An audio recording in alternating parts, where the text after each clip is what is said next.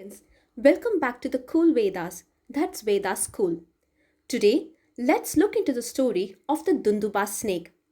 In the last episode, we saw about how Ruru, having almost lost his wife Pramadvara to a snake bite, had made a vow for the destruction of the serpent race. Whenever Ruru came across a snake, he was filled with wrath and always killed it. The fire of hatred in Ruru's heart only increased with the passage of time. One day, as he roamed about the forest, he came across a Dunduba snake lying stretched on the forest ground. Ruru quickly lifted his shaft to kill the snake. Seeing this, the frightened snake asked Ruru about why he wanted to kill a harmless snake as himself. Ruru replied by telling the Dunduba snake about his vow. Hearing this, the Dunduba snake said, "O Brahmana, the snakes that bite men are quite a different type. Do not slay a harmless Dunduba who are serpents only in name." Hearing these words of the bewildered serpent, Ruru took pity and spared it. Then, comforting the snake, Ruru asked the serpentine who it was. To this, the Dunduba snake replied, "O Ruru, I was a rishi formerly. It's by a Brahman's curse that I have transformed into a snake." Being curious, Ruru asked, "Why, O snake, did you become the subject of a Brahman's wrath? How long will you have to continue in this form?" When questioned thus, the Dunduba snake began to narrate his story. "O Ruru, formerly I was a rishi named Sahasrapat. I had a great friend named Kagama. He was very pious and had great spiritual powers. One day, when he was performing his Agnihotra, I, being in a playful mood, without considering the importance of what he was doing, I went about frolicking around. I made a mock snake with a blade of grass and threw it at him. He, the one who was so immersed in the Agnihotra, was startled by this, and he suddenly fainted.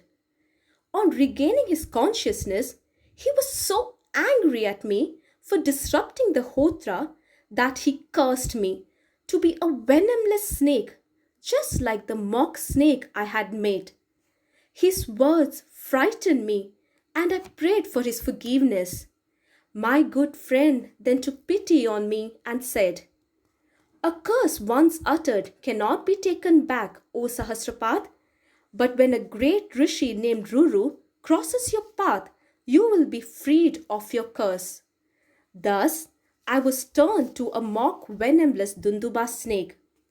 Today, O Rishi, your presence has freed me from the curse, and for this, I will give you a valuable lesson in return."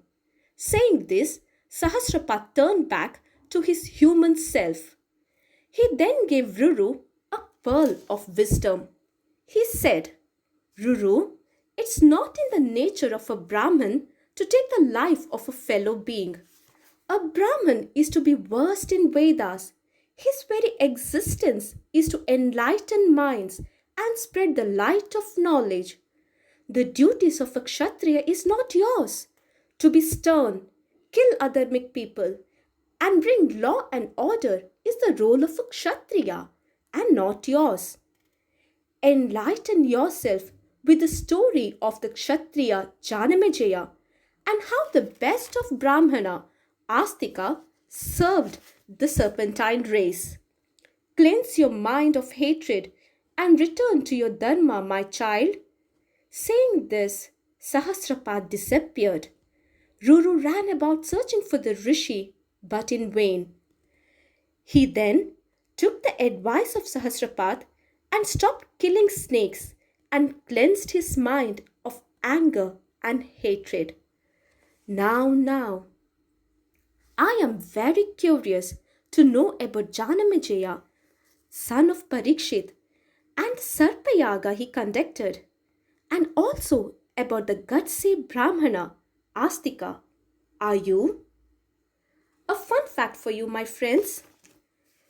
The son of Ruru and Pramadwara is Shunaka Muni. This Shunaka Muni is the forefather of Shaunaka. Yes, the same great Shaunaka of Naimisha forest, to whom Sauti is narrating Mahabharata, as I had mentioned in the first episode. Hope you enjoyed the story.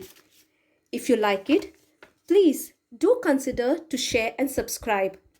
Please let me know your thoughts in the comments below.